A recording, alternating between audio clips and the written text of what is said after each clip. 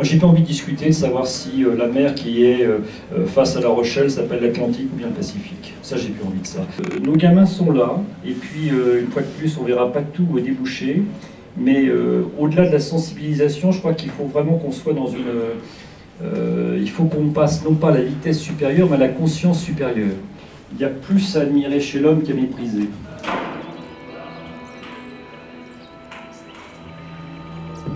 Reconnaître aujourd'hui que les essais n'étaient pas propres,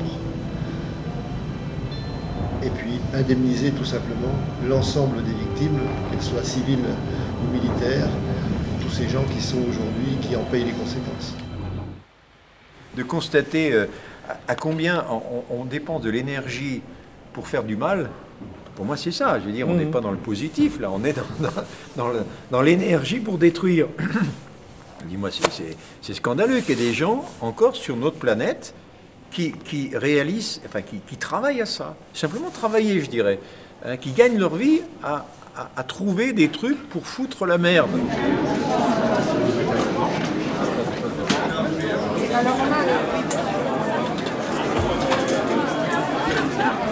Davantage de communiquer avec des publics militants un petit peu trop prisonniers de leur routine. Je pense à des gens qui ont été à l'école du Parti communiste pendant des dizaines d'années ou du syndicalisme traditionnel. Ces gens-là ont du mal à s'extraire de certains carcans mentaux, à se remettre en question bien sûr, et à s'ouvrir du coup au plaisir, grand tabou. Comment être efficace pour changer le monde? C'est ça la question que posait dans ce film. Il y a des multiples façons de faire qui peuvent des fois être utiles, des fois être contre-productives, le même type d'action. Bon, et il n'y a pas de réponse qui soit une réponse unique et une réponse miracle. Ce qu'ont fait les faucheurs volontaires en matière de désobéissance civique, ça a été totalement décisif pour remettre au cœur du débat politique la question des OGM au moment où celle-ci avait disparu du débat politique. Donc ça a été très utile. Then you're probably really hungry. Think about what I'm saying. Mais moi j'aimerais qu'il y ait des films militants aussi, et il y en a qui montrent les expériences actuelles en cours et qui font la démonstration qu'on peut vivre autrement. La terre, c'est un bien commun de l'humanité, c'est un bien collectif finalement, tout le monde mange avec. Et sans nourriture, il faut quand même se réveiller. Sans nourriture, je sais pas. On est tous le produit d'une éducation familiale, mes parents étaient paysans, d'une éducation scolaire.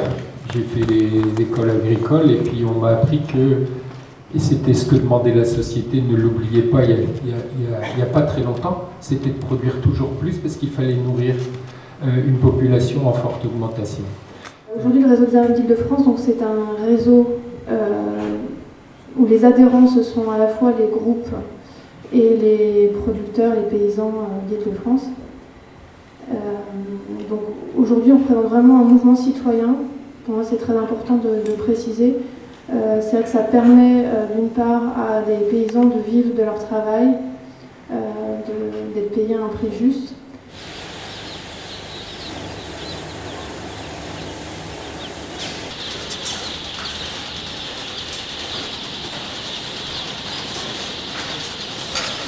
J'ai eu l'occasion de rencontrer des acteurs du tissu économique local, dont notamment une très grosse entreprise qui travaille sur place. Et en discutant avec eux, ils sont intéressés pour être partie prenante dans des projets d'économie sociale et solidaire, pas pour faire du business, mais en se disant que la ville dans laquelle ils vivent, eux, avec leurs enfants, ils n'ont pas envie que cette ville devienne un peu le système qu'on a aux États-Unis, avec des ghettos, les riches dans leur tour d'ivoire, et qu'il n'y ait plus de lien social. La nature et l'homme, c'est un facteur de production, c'est un facteur de puissance et on va utiliser ce facteur. Il n'a pas de valeur en soi, on va l'utiliser, on va le détruire. L'essentiel, c'est justement de montrer qu'une autre richesse, que la richesse économique telle qu'elle est mesurée aujourd'hui, purement monétaire, purement marchande, eh bien, elle n'est que très partielle. Et qu'à côté de ça, il y a la vraie richesse qui est le lien social, la qualité de vie.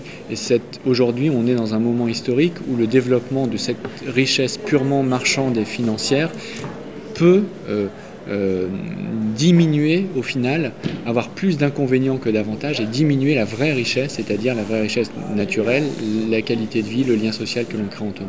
On est dans un système qui se mord la queue, qui devient totalement incohérent sur la question de sortie du capitalisme, puisque c'était le début de ta question.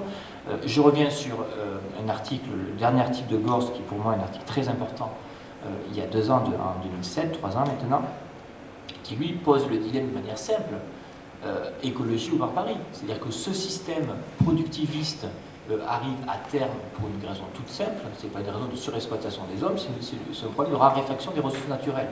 Ce sont des films militants, ce sont des films engagés qui montrent, hélas, la bêtise humaine. Moi, je voudrais présenter un peu succinctement ce qui est fait à la mairie de Saint-Denis. Donc, depuis janvier, on a continué à amplifier la proposition de denrées issues de l'agriculture biologique dans les cantines scolaires et pour les portages à domicile des personnes âgées. On est à un objectif cette année de un minimum de 15% bio. Pour le premier trimestre, on sera à environ un peu plus de 19% de denrées issues de l'agriculture biologique. Il est bien conscient que ça vient de ses produits, hein. Ça c'est sûr.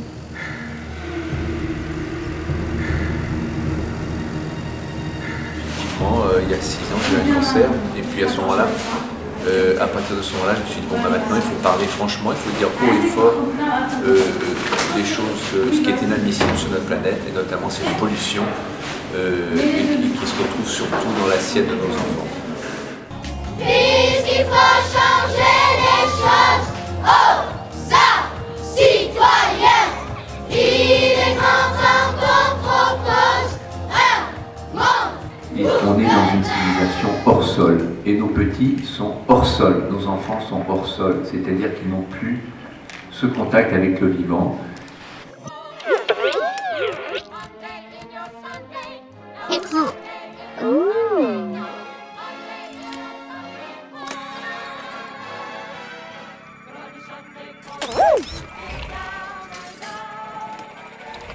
Je trouve qu'effectivement la méthode du GIEC et la diversité, il n'y a jamais eu un groupe comme ça sur la question de l'amiante, sur les pesticides, sur les OGM. Je pense que s'il y avait eu ça, on n'aurait pas eu